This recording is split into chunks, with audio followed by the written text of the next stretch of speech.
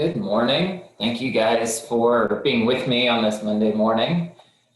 Today we're going to do something that I haven't taught this class before. It's one that's been in our back office for a little while, but it's one that, for whatever reason, just never got taught. So I'm going to put this out here for you guys. And we're going to talk about generating new leads. So this is a really good class because at the end of the day, your business is going to live or die by your ability to generate new leads. So we're going to talk about how you generate new leads. We're going to look at some of the different ways of lead generation, how to establishing some of the pros and cons from each one, and then discussing some of the challenges that you guys face with lead generation. So if you have any questions as we go along or any comments to interject, certainly feel free to either turn your microphone on and speak up or pop it into chat and it will notify me that you guys are there. So, give me 1 second here. There we go. All right. So the first one is cold calling. Now, cold calling works. We've got a number of agents, and I've worked with a number of agents that do cold calling, and it is effective. But from my experience, there aren't a ton of people that really enjoy just sitting, talking into a mouthpiece. It's not a lot of fun. It's not something that a lot of people really enjoy. For me, this is one area that I really just never jumped into, because when I'm face-to-face with somebody or I'm, having a conversation with somebody, I do great. I'm natural, I'm cool, collected. You get me on the phone and I become a stumbling, bumbling idiot. I don't know what it is. I don't know why. It's just who I am. But some of the challenges that you're going to run into with cold calling is not everybody has a published number.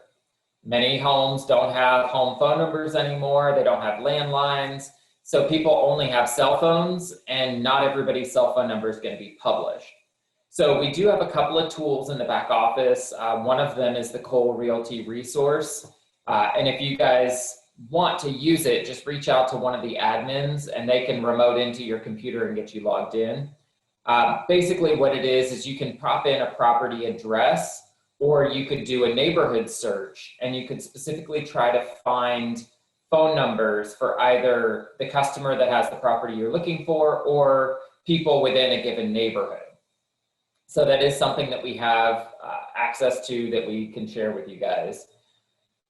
But ultimately, you need to seek interaction and communication lengths. So again, if you guys have been in any of my classes, you know that there's 3 things that a person has to have to want to work with you. They have to know you, they have to like you, they have to trust you. So on the phone, it is much, much harder to establish that connection as opposed to being face-to-face. Body language plays a huge role into how you build rapport with people, because so much of our communication is nonverbal. And over the phone, you lose the ability to have that nonverbal communication. That being said, you've got to present your message when and where people can view it. So cold calling, while it is effective, it takes a while to master those skills that are going to allow you to truly be effective with it. But once you get there, there's some people that are doing immensely well with it. So just understand kind of what it is and how it works. Now, if this is a strategy that you want to implement in your business, and like I said, many agents have developed really good success with it, then you have to practice your scripts.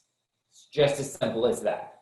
If you go into the back office under Ask Luxie and use keyword script, we've got scripts in there for talking to your sphere of influence, for talking to for sale by owners, for expireds, for any of the phone conversations that you would want to have.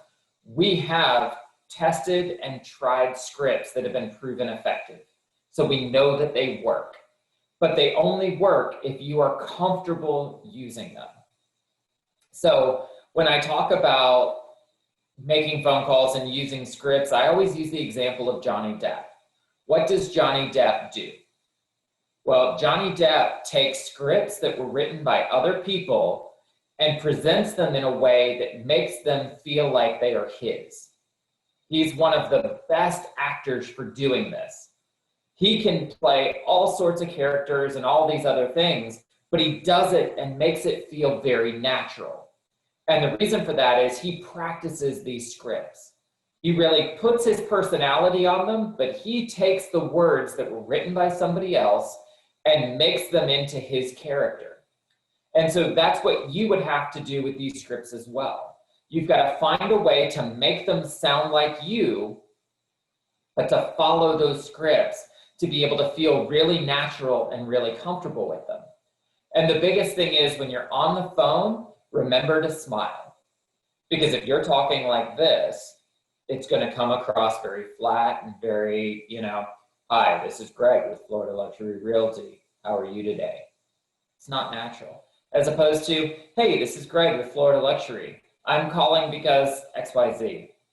People can hear that smile in your voice. So remember to smile when you're on the phone. And this is true no matter what call you're making. Even if it's something that you're stressed about, or you're calling a lender, or you're calling a title company, whatever it is, make sure you smile. Now, let's talk about social media for a second, because no good lead generation class would be complete without talking about social media. Now, within the rabbit hole of social media, there are a million different options. Facebook, Instagram, LinkedIn, YouTube, Snapchat, Twitter, TikTok. I couldn't even begin to name all of them at this point. But they all have a place in your business. I recently got into TikTok. I don't know, my daughter sucked me into it a few months ago now. And I've met a lot of people, or I've interacted with, I shouldn't say met, I've interacted with a lot of people who are in the real estate area, some of them even here in the Tampa Bay market, and they are really effectively using TikTok for their business. And it's one that I would have never thought about, but there really is some good effect to it. Facebook, Instagram, LinkedIn. LinkedIn is one that not a lot of people think about, but it is really, really effective. And professionals that are looking to connect with other business professionals. So you don't have the drama, you don't have the, bashing one another. It's a very professional outlet.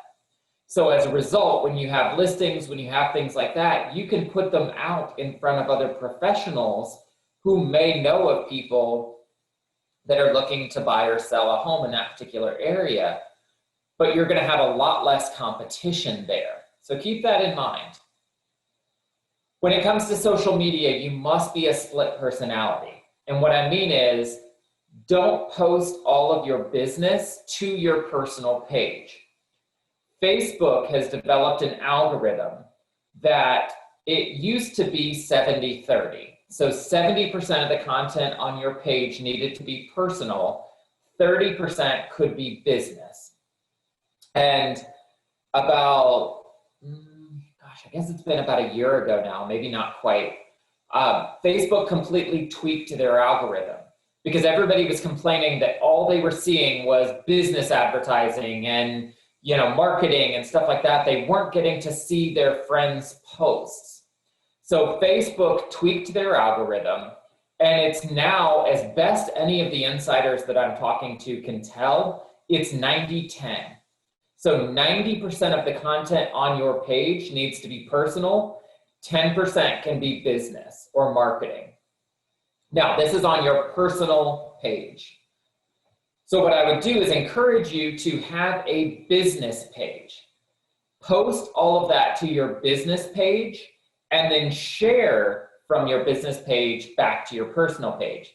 Now, sharing is different because in Facebook, they want you to share each other's content. So keep in mind, you still want to adhere to that 90-10, but if you're sharing from other pages, where it's, the original page is cited, Facebook looks at that with a bit more leniency. So understand that right now, Facebook is 90-10. 90% needs to be personal, okay? Otherwise, you end up in Facebook jail where you can't come on, you can't post, you can't do anything for 7 days, 10 days, 30 days, whatever it is based on the severity of the infraction, okay? Be active. It's not enough to just post once a week. On these new algorithms, the more people are interacting with your content, the higher up in those rankings you fall. So what that means is not everything that you post is going to be a home run, okay? So there are some things you post that are just not going to land well with your audience. It's just going to happen. But if you're only posting once a week and then whatever you posted for that week doesn't get a lot of engagement, your ranking in that algorithm is going to fall significantly. So even people that are following your page are not necessarily going to see your content. So as a result, it is vitally important that you are posting at least once a day, sometimes twice a day. Because at the end of the day, you've got to have that content, you've got to get engagement. Now, use good and relevant content, things that people are going to comment on. When it comes to Facebook, comment is king. So if people are just clicking like, we'll use a points system. Now keep in mind, this is 100% made up by me. I have no idea what the actual algorithm is, but for demonstration purposes, let's just say that a like equates to 1 point, a comment would be something like 5 to 10 points, and a share would be like 20 points. So if you post something that's getting shared like crazy, that's getting a ton of comments, that's getting a ton of likes, you're gonna have a much higher point scale on that content. So when your point scale is higher, Facebook is gonna go, oh, holy cow, this is something that people are engaging with. This person must be putting out content that people want. We're gonna show more of that. So when you're making posts, and there are a couple of agents out there that are doing this extremely well, and they call it like a, gosh, I can't think of her name. She's a real estate, she's either an agent or a decorator. I can't remember which, but she posts like, like a yes or no Thursday. So she puts a room, a picture of a room that's decorated a certain way or that has a certain style. And then she goes, yes or no. And people will come in and comment, yes, I love this, or no, I really don't like that it's too modern, or it's too classical, or it's whatever. But she gets super good engagement on these posts. And as a result, I'm starting to see her stuff all the time because there's a lot of engagement. So Facebook thinks that this is something that all of the people that follow her page must want to see.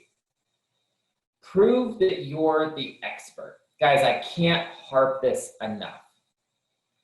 In real estate, there are 1.4 million licensed real estate agents in the state. It may not be quite that high, but it feels like it. You need to stand out as the expert. So what does that mean? As an expert, you need to be a resource that people can rely on. Okay? But what does that really mean? Prove that you're the expert. And in doing so, what that means is post content that shows you know what you're doing. You know the communities that you work in. You know the farm areas that you're working. You know all the different aspects that pertain to whatever area you work. Now, I did a class, gosh, a week or two ago now, where I was talking about working in a niche market. Oh, sorry, my allergies are killing me today. When you work within a niche market, what that means is you work one specific type of property, type of buyer or seller, community, whatever that is. For the purposes of this, let's just say it's a community. You know, you work Spring Hill or Trinity or Hudson or Wesley Chapel, whatever that is for you. go in and post content that shows you are the expert with that area. You know, eating the best barbecue at Johnny's Barbecue, or, you know, checking out the local ice cream place. Check in at those places on your business page and then share to your personal page. Be the expert in that community. Because again, when people want someone that or when people are looking for someone that they want to work with, I think it was 83% of the people polled said that the thing that was most important to them was their agent's local knowledge.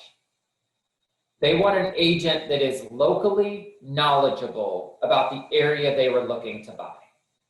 So that doesn't mean that I work everything from Spring Hill to Sarasota, because I can't be an expert.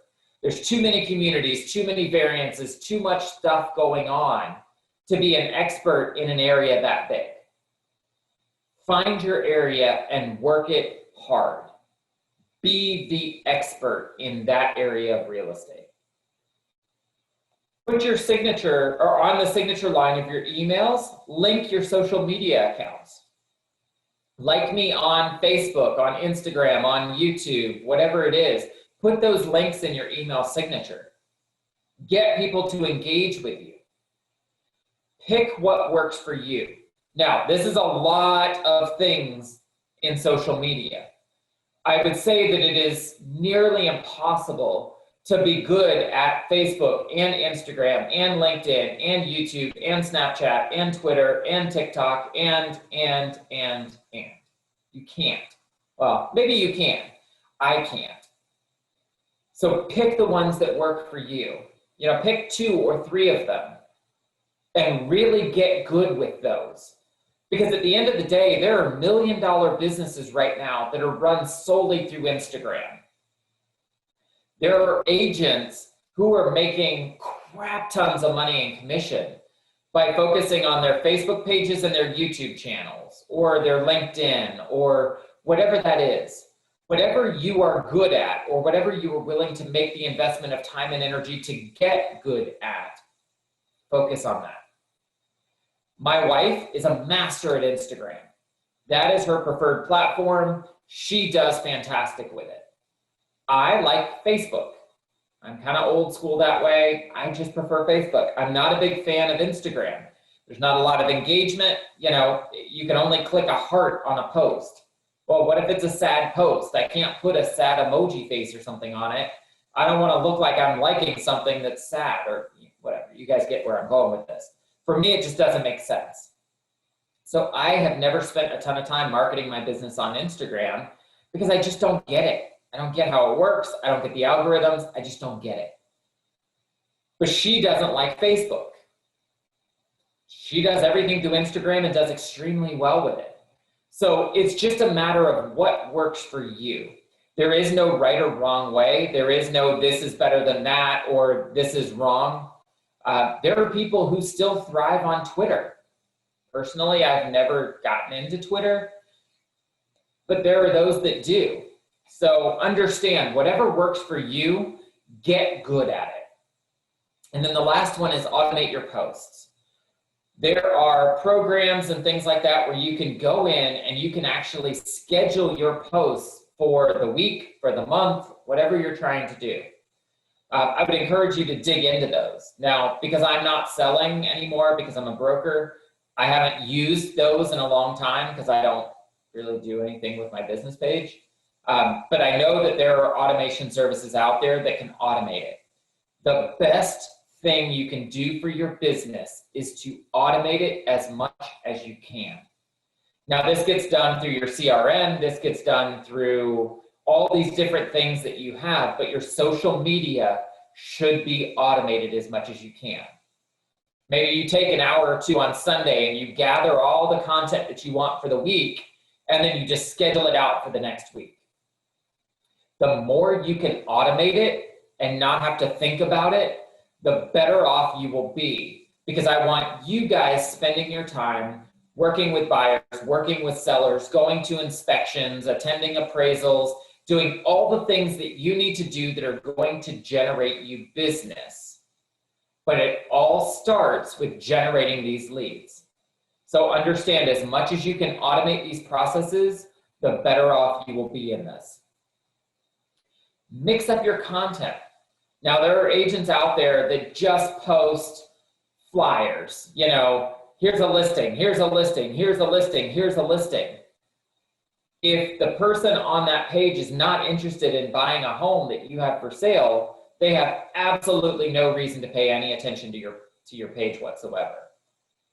But share some other things that might be pertinent to them. Statistics, market trends, do-it-yourself tips and tricks, decorating ideas, funny memes, anything like that. Mix up your content.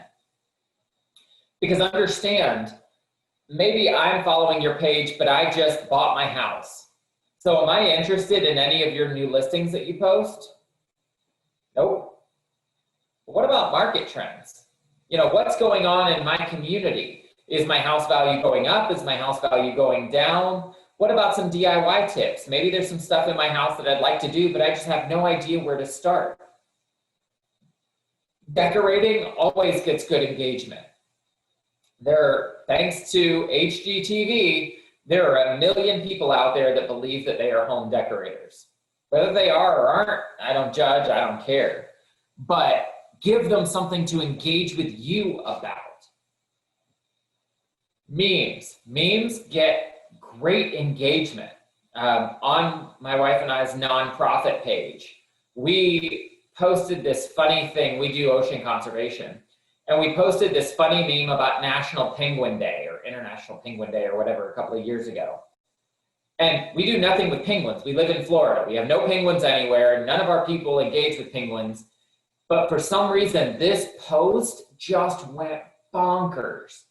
We got all these new followers, all these new people, because we posted this funny, like, cartoon, basically, of the different types of penguins, but all the types of penguins were dressed up differently, and like, it was just cute. It was just content that we threw out there. So you never know what's gonna go viral for you. Sometimes it's the things that you never expect, but as a result, have a variance of what you post so that you have a higher likelihood of hitting gold and getting your algorithm to move up as a page that people would be interested in. You can use public content from House Logic, the National Association of Realtors, Florida Realtors, the Lighter Side of Real Estate. All of these pages have content that you can go out and share that would be of value to the people that are on your page. Excuse me. Use statistical data, National Association of Realtors, Florida Realtors, West Pasco Board of Realtors, Central Pasco, Pro, GTAR. They all have content that you can share out. And the last one is create community business pages. Now, if you live in a community that doesn't have an HOA or doesn't have a Facebook group, create one and then invite your neighbors to join and have them in turn share to the other neighbors. You, being the administrator of this page, get to control the content that comes into it, and you get to be positioned as that neighborhood expert because you are the admin of the neighborhood page. Some communities already have them. See if you can become an administrator on that page. Volunteer some of your time and energy to help that community. Do all of this on your social media. Take on community projects, volunteer, and we're going to talk about volunteering here in just a minute. Post photos or video, not just text. So again, text, and I'm using this for demonstration purposes, but let's say text gets 1 engagement. A photo statistically is going to get 10 times the engagement if it had the exact same information as a body of text, and a video with the same information will be engaged with 40 times more often. So guys, get used to the fact that you have to be on camera. I don't care what you look like. I don't care what you sound like. Get comfortable with the fact that you need to be on camera. It's just part of our reality now. video text messages, Facebook live videos, YouTube live videos, whatever it is, get comfortable with the fact that you have to be on camera.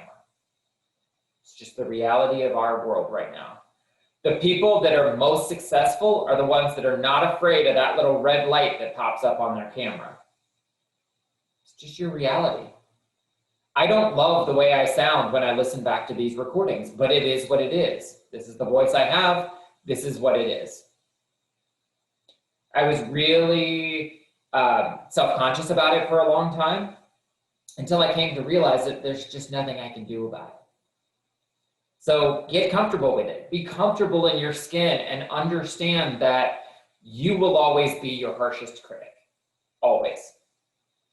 If you can learn to just accept that you are what you are, you weigh what you weigh, you look like what you look like, you got wrinkles, you got crow's feet, you got, weird dimples, whatever it is, nobody cares. Put yourself out there and become the expert. Now, open houses are kind of an interesting thing right now because some people are just now, after COVID, starting to do open houses in person again. And there's all these new rules and all these new things that come with it. But make your next open house an event on social media. Invite your friends to attend. Now, again, with COVID, this may not be quite as effective as it was 6 months ago or a year ago, where we would have 50 or 60 people come through a home in a 2-hour period. Right now, that may not be the best idea, but keep this kind of as a feather in your cap that when the world returns to normal, and it will, I can promise the world will return to normal, then make your open houses a Facebook event.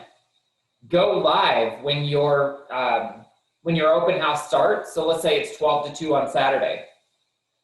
At 12 o'clock in that event, go live and say, hey, this is Greg. I'm here at 123 Main Street, getting ready to kick off this open house of this beautiful 3-bedroom, 2-bathroom, 2-car garage pool home in Newport Richey, whatever. I want to take just a minute and do a walkthrough with you guys and show you how beautiful this home is. If you guys know of anybody looking to buy or sell, send them by. We'll be here till 3 o'clock today, and I'd love to show this home off. It is absolutely incredible, and this video just does not do it justice. Guys, it's as simple as that. Don't overcomplicate it. There's this paralysis that occurs the minute that red light on the camera pops on. All of a sudden, we're like, hi, and we freeze. You've got to just practice, and you've got to understand that you're going to be uncomfortable at first, but you've just got to keep doing it. Acknowledge your successes, and I'll go back to the website YouTube video tours here in a second. Acknowledge your successes. So this seems a little bit contraindicated because we don't want to come across as bragging. Hey, I got another one closed. Hey, I got another buyer under contract. Hey, I picked up a new listing today. People want to work with the expert. How do they know you're an expert if they have no idea what you do? So there's a fine line between being a braggart and being a blowhard and being genuinely excited to help people accomplish their goals. So have some humility in the way that you post, but don't be afraid to talk about your success. Because at the end of the day, the difference between you and any of the million realtors that we have in Florida is that one of you has to be an expert. And me, as somebody who's making the largest purchase that I will probably ever make in my lifetime, I kind of want to work with an expert. I don't want to work with somebody that sells one house a year because the rules change, lending changes, contracts change, documents change. I want somebody that's on the cutting edge of everything that's going on. I want somebody who makes a living buying and selling homes or helping people buy and sell homes. I want to work with an expert. So you've got to be that expert. Now, place links to the website, YouTube, video tours, do all of this on your social media. And a lot of these things we can help you create in our marketing center in our back office. So use the tools that we give you guys. Use the tools that we give you guys to find success. Because networking is not super complicated. It's doing the handful of actions consistently in a way that's going to position you as an expert and that's going to allow you to be successful in what you're doing. That's it. That's all there is. Post your testimonials.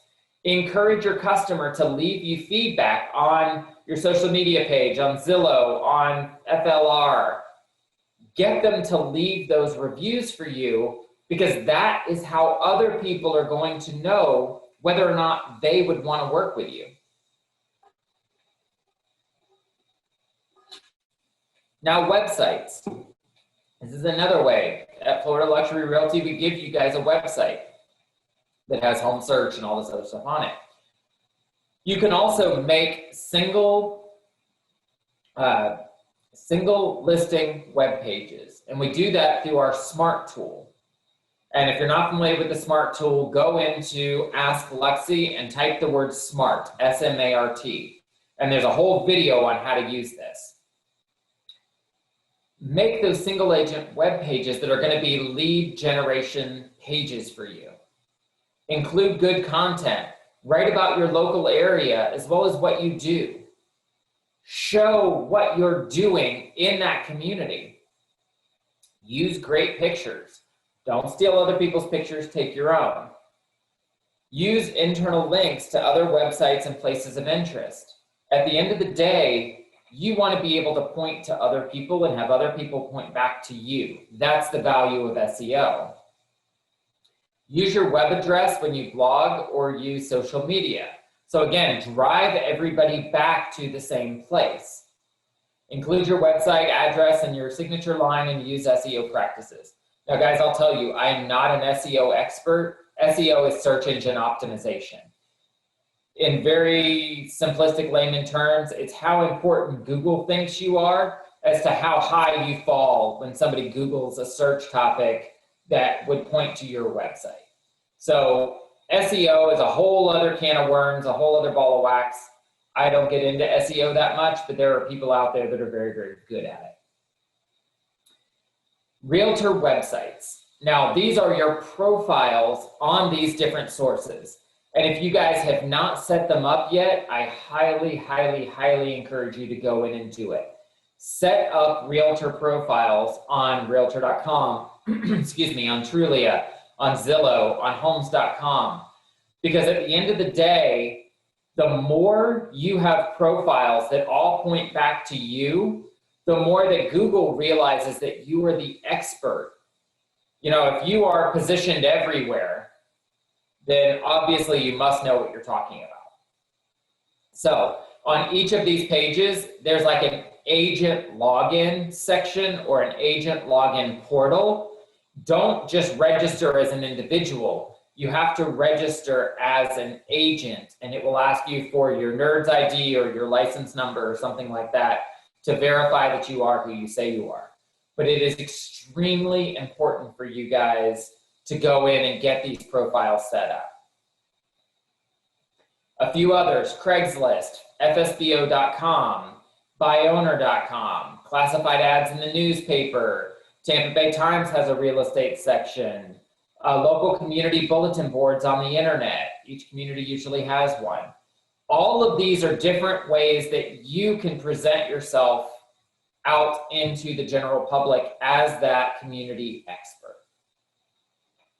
Another way to generate new leads is to volunteer. So I have always been of the mindset that you have to give in order to get. And what I mean is I will always give first with no expectation of ever getting something in return. But what we know of human nature is that when you do something for someone else, there is a moral sense of obligation that they in turn feel like they need to do something for you. It goes back to when we were children and we're taught to share, and we're taught to play nice, and all of these things, they get instilled in us from a very, very young age. So as a result, I have always been of the mindset that you have to give first. So that means volunteer, do things for other people, get out of your comfort zone, do whatever you need to do to be able to give and help and assist and be of benefit or of value to someone, so that when the time comes, you can get that back. And I 100% believe that it always comes back. If you put good things out there, they always come back to you.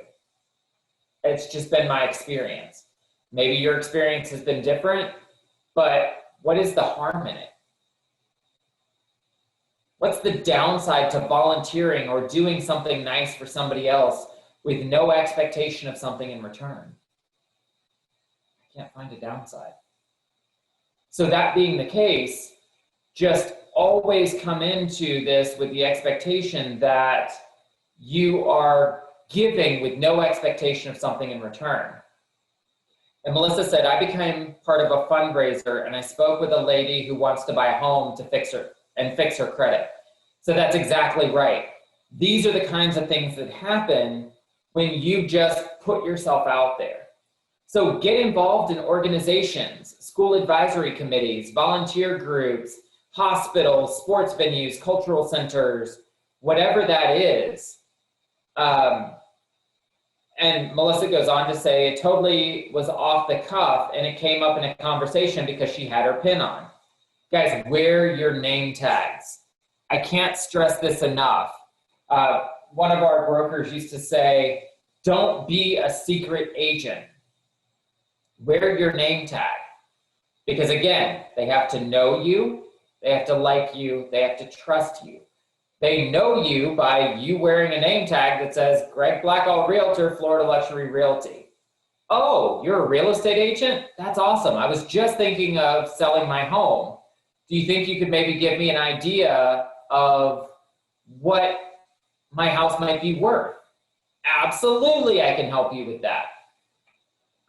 Cultural centers, Ruth Eckerd Hall, the Straz, you guys can volunteer at any of these places.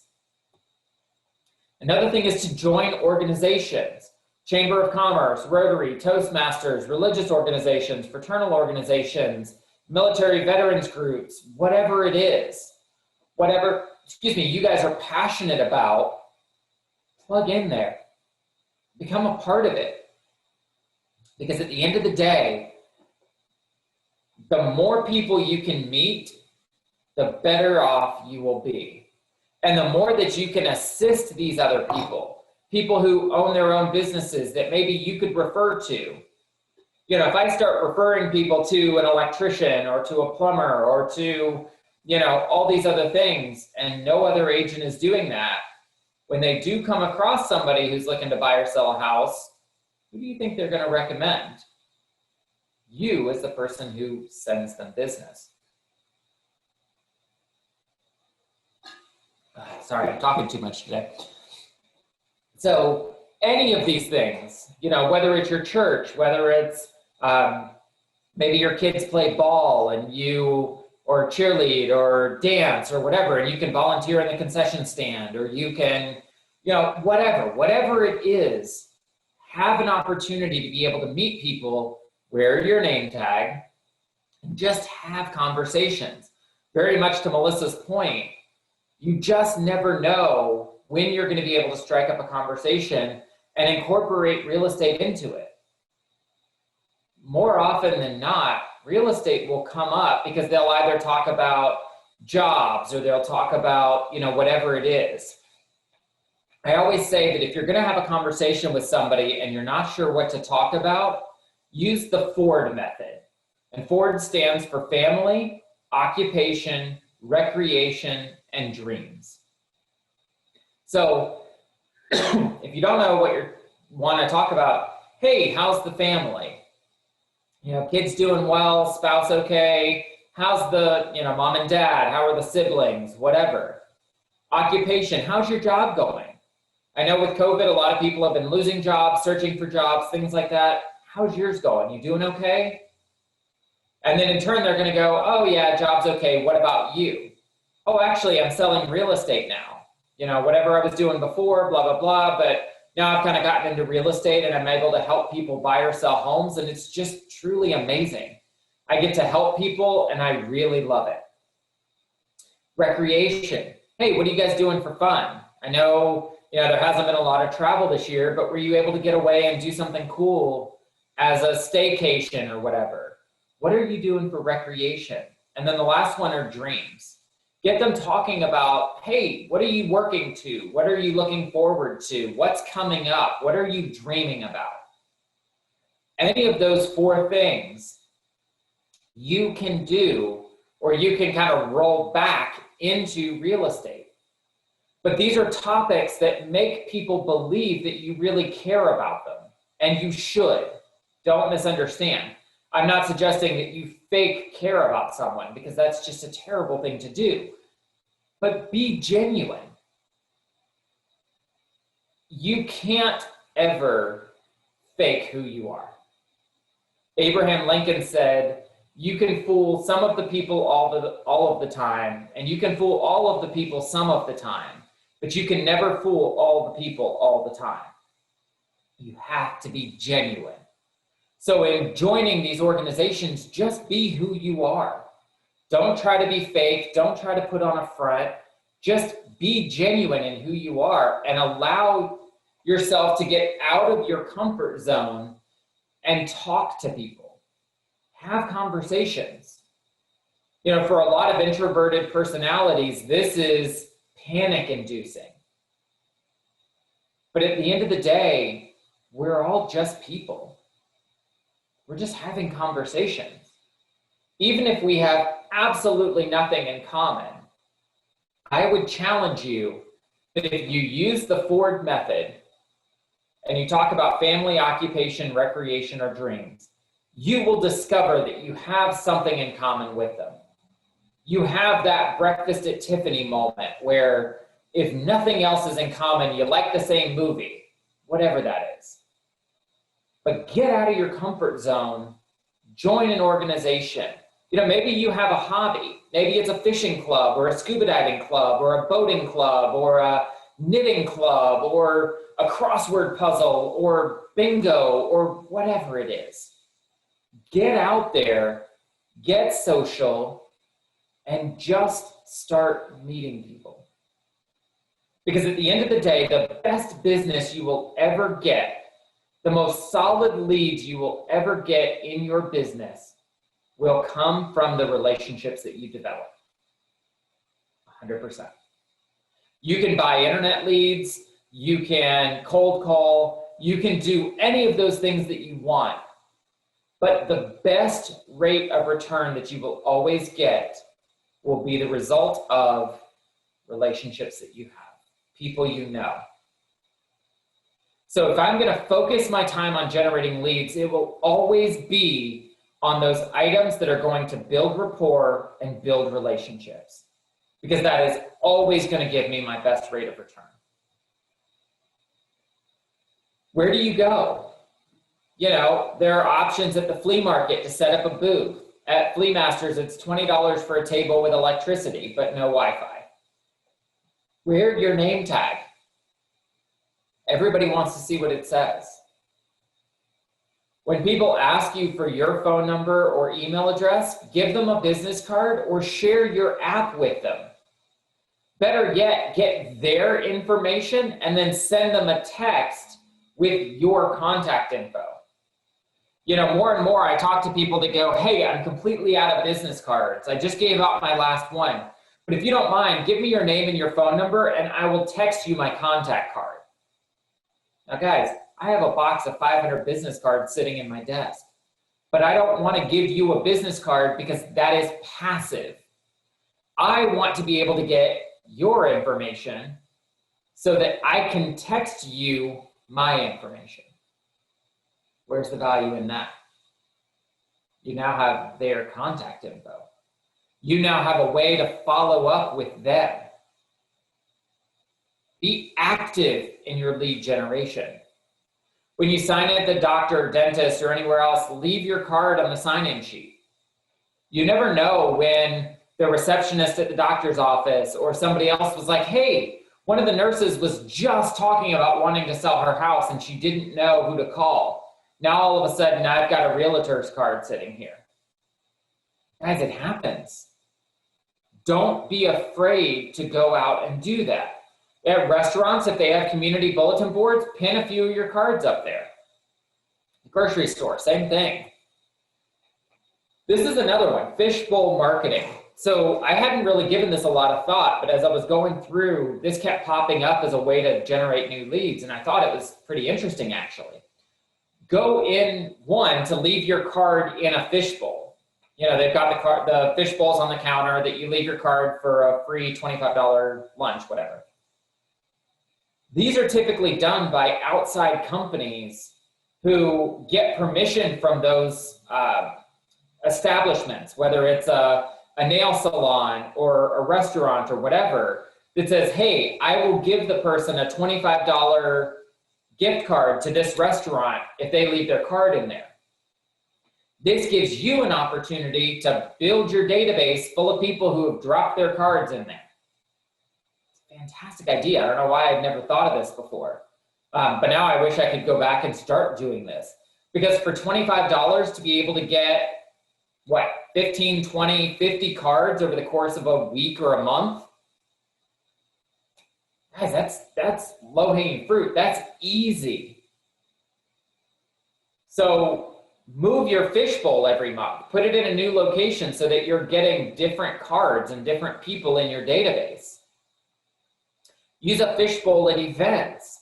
Hey, drop your card in here, and at the end of the show, we're going to draw for a $50 gas card or whatever, something that's going to have value that people want. Business development week, trade shows, things like that. Set up this fishbowl. Leave your card for a chance to win $50 in whatever. This is a really, really non-invasive way to get people to give you their information. So use this. Now, referral organizations. I'll start with a word of caution. Be careful, because many referral organizations are going to charge you a monthly service fee and don't really deliver on anything. I've been a part of a number of networking groups where the expectation is you're going to join this group and you're going to network and you're going to, share leads with each other. But it just never happens. It becomes kind of a social weekly gathering where everybody comes together for lunch or coffee. There's not a lot of business being passed back and forth. There's some others like BNI that are very rigorous and very structured in the way that they expect you to share leads with one another. So every week you have to say, I gave 2 referrals this week, or I received 2 referrals this week, or whatever it is. So ask the question before you pay a ton of money to join these referral organizations. What is the expectation for return among your members? See if you can talk to a couple of the people that are in the meeting and ask them, has this been a good source of revenue for your business? Is this a good ROI? Because not all referral groups are created equally. So do a little bit of homework before you jump into those. Veterans United is a VA mortgage company. They do referrals to agents, and it's 25% of the sold price of a home paid at closing. So you pay them a referral fee. They have a licensed agent or whatever, they can receive that referral to be able to send their agents out to the pool of agents that work in a particular area. Relocation companies. Some of the larger companies have a pool of agents in certain areas that they use when they have people relocating in the area, either into or out of. So find out how you can become one of their relocation experts. There's actually a certification through the National Association of Realtors that is a relocation specialist. So if this is something you wanted to do, I'd encourage you to get that specialty, because that's going to help pretty significantly when you reach out to companies. The last two may seem a little bit morbid, but I'll tell you guys, when I was selling real estate, one of my best referral sources was a funeral director that I went to church with. And anytime somebody would pass away and the kids are like, we've got to sell mom and dad's house, but I don't know who to call, he would give them my card and I would go list these houses. I probably did somewhere between 8 and 10 houses every single year just as a result of that funeral director. And that's one a month or one every 6 weeks that I didn't do anything for. They weren't interviewing a bunch of agents. They basically, and in most cases, I never even met them. They called and said, hey, we cleaned out mom's house. I live in New York. I don't have any use for it. Have an estate company come in and do an estate sale, or if it's not stuff that can be sold, see if you can just have it donated to Goodwill or VA or disabled veterans, whatever. Some of the hospice groups actually will come in and take everything out of the house.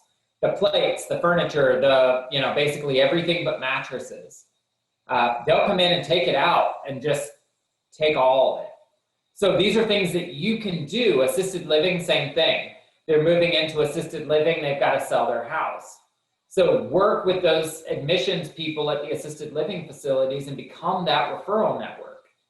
These are all things that you can do that are going to generate leads that most agents never think of. You can also do neighborhood marketing.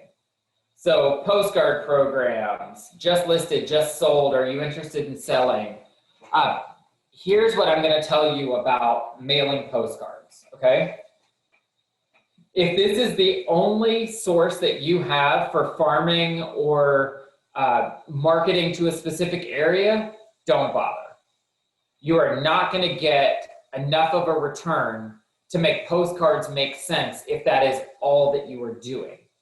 Now, if that's a piece of your marketing within a specific farm area, absolutely there's impact to it. So let's say, for example, in your community, you serve on the HOA board and you're doing mailers and you're going to the garage sales and meeting people and you're doing all these different things, then as a piece of it, absolutely there's value. But if your idea is I'm just going to mail postcards to this neighborhood and collect a bunch of listings, it just doesn't work that way. So that's one of the cons of kind of mailers. The post office has what's called EDDM. It's every door direct marketing. And EDDM is a great program because basically you can have your postcards printed and then you can register with the Postal Service for an EDDM, so basically a mail route. And when those cards get to the post office, they actually will send them to every single door on your mail route. So it's a great way that you don't have to put stamps on every single one and then drop them off. You can just use the EDDM, you put the mail route in there, you have it sent right to them and they go out. So really cost-effective way to do mailers if you're going to. Team up with a service provider for mailers. So for example, when I was selling, I partnered with a lender. So on the cards that we sent, they could split the cost with me. And at the bottom of it, they would have my picture and Florida Luxury Realty or whatever company I was with at the time on one side, and then the lender right next to it. As long as the both of you are on there at the same size, they'll help split the cost with you. So now this becomes a really cost-effective way to generate leads. Go have estate sales. Fridays tend to be the best day for estate sales. Visit, leave a card or a flyer, because it may be that they're doing an estate sale because they're getting ready to sell the house, but they haven't necessarily locked down on an agent yet. So go attend them. Same thing with yard sales. When you go to the yard sale, have your signs, your little magnetic signs on the side of your car, wear your name tag when you're going around, and just have conversations. Hey, why are you having a yard sale? Are you thinking of buying or selling? Are you thinking of, making a change, whatever. I had an agent when I worked in Dunedin that he would literally go to garage sales every single weekend, and he would buy a little something, like a 50-cent book or a whatever. And he'd wear his name tag. He had his car wrapped, he had his magnets on the side, whatever, back window. And he would have conversations with people. And even if it wasn't the seller, people walking up and away would overhear these conversations. He attributed 39 listings in one calendar year to going to yard sales. 39 listings by going to yard sales. It would cost him 50 cents or $1 or $5 in a weekend to buy something just to have a reason to have a conversation with the seller, meaning the person hosting the yard sale.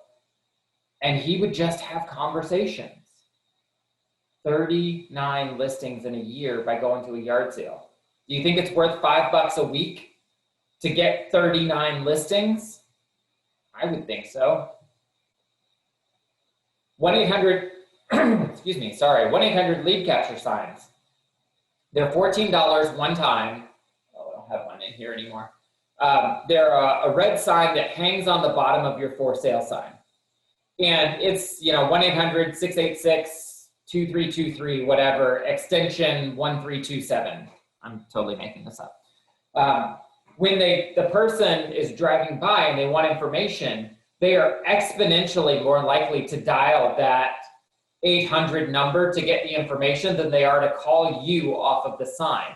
Because the reality is people don't want to talk to an agent, they just want the information. So you leave a recording that says, "Thank you so much for your interest in 123 Main Street. This beautiful 3-bedroom, 2-bathroom, 2,000 square foot home sits on a 1/4 acre with a saltwater pool. The roof was replaced in 2018, the air conditioner was replaced in 2016, and this home is just waiting for you. If you'd like to schedule a time to view it, press 1 or press star or whatever it tells you." But what is the one piece of information that you don't leave in that recording? The price. Because that's what they want. They want to know how much it is. Don't give it to them. Make them connect with you. So when they press star, you now are going to get a text message, an email, or whatever that's going to give you their contact info. So even in the event that they don't, you still get a text message that says, this phone number just inquired about this property. So you can turn around and call them right back and go, "Hey, this is Greg with Florida Luxury Realty. I saw you were just inquiring about 123 Main Street. Just wanted to see if you had any questions." And inevitably, the first thing they're going to say is, "Yeah, I was just curious how much it was." It's a great question. We have the house listed at $199.5 or whatever the price is.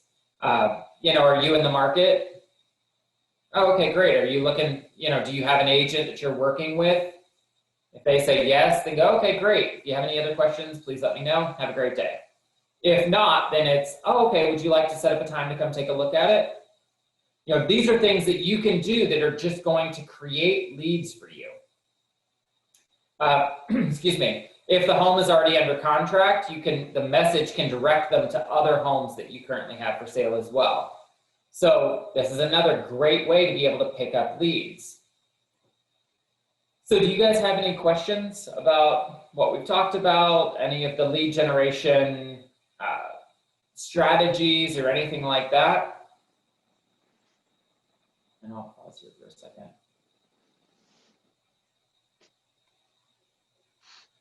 This is no. Rudy, what about you? Do you have any questions? I'm good for now. I'm actually at a new community. Oh, okay. I moved in May. And nice. It was the second phase of the buildings. Uh-huh. So I was wondering, using some of these lead generations to narrow in on this community first, yep. and then kind of build out maybe another mile radius. Sure. Absolutely. What would be your advice as far as starting in this community first? Does your community have a welcoming committee? I don't know, and I haven't seen anything. I know of the HOA. Okay. So what I would do is reach out to the HOA and ask if there is a welcoming committee. Okay. So my next door neighbor is actually the head of the welcoming committee in our neighborhood. And so anytime somebody comes in or buys a home in the community, they show up with some cookies from Publix and they say, hey, you know, I'm Greg. I'm actually with Florida Luxury Realty. I know you just bought your house, so you don't have any need for me. But I just wanted to let you know that if you have any questions about the community, you know, I'm always here to help. I'm always more than happy. And we just want to welcome you to the community. Yeah, no one knocked on my door doing that, so I don't think there's one. But I will ask the HOA, definitely. That's a great way to do it, because then you get an opportunity to meet every single person that's coming in there.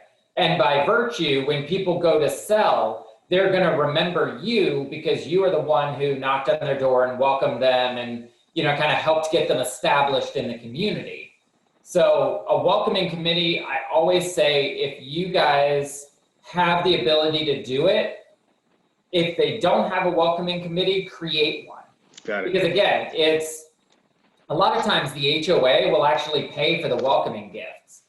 So you just ask them to create a line item in the budget for, you know, $200 for the year or whatever for welcoming gifts. Because I mean, what does it cost for a thing of cookies at Publix? You go to the dollar store and get a tray for $1 and then, you know, $2 or $3 for a thing of cookies.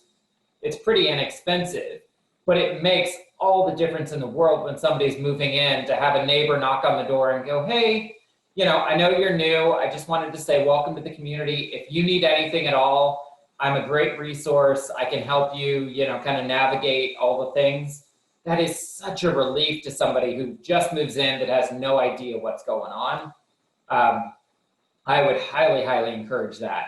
If your community has a Facebook group, see if you can become a moderator or an administrator on there to be able to kind of get to know the people that are interacting with that page. And if there's not one, talk to the HOA and see if you can create one. Excellent. Thank you. Yeah, sure. And then we'll kind of wrap up with this. What are some of the challenges that you all have faced specific to lead generation in your own businesses? For me, I'm new in Florida. So okay. Yeah, I'm still kind of learning the area I'm in. Okay. But it's getting better. I drive around a lot. I look at a lot of locations, and like I said, I'm kind of going out a mile radius and then a little more, and kind of get to know the roads and some of the communities. Yep. Absolutely. What about the rest of you guys? What are some of the challenges that you all have had as you've started to kind of generate new leads within your businesses? Man,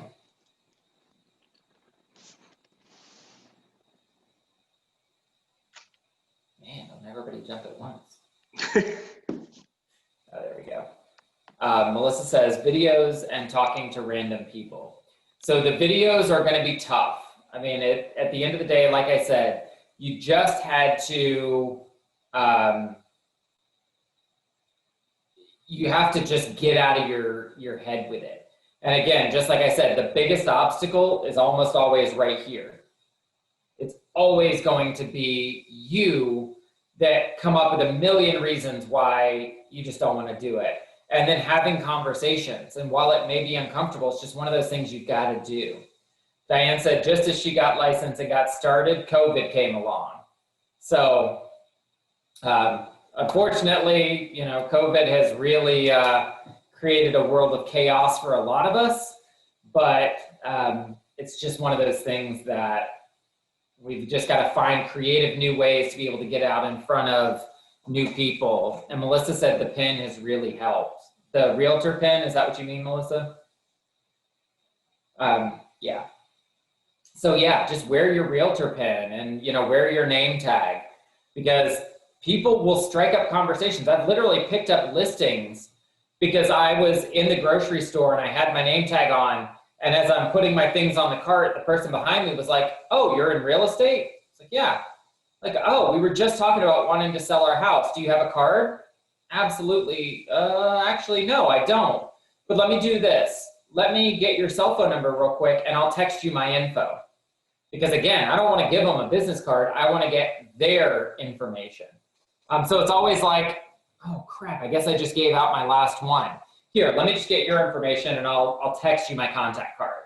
So my contact card has my name, my phone number, my email address, my company, and I literally just send them the V card right to their phone. So be active in your lead generation. So many agents just want to focus on passive lead generation. I'm going to hand somebody my card and hope that they call me. Well, what can I do to just do it? And Diane said the name tag works to start conversations, and she talks to people at, the gas station while pumping gas, and that's another one.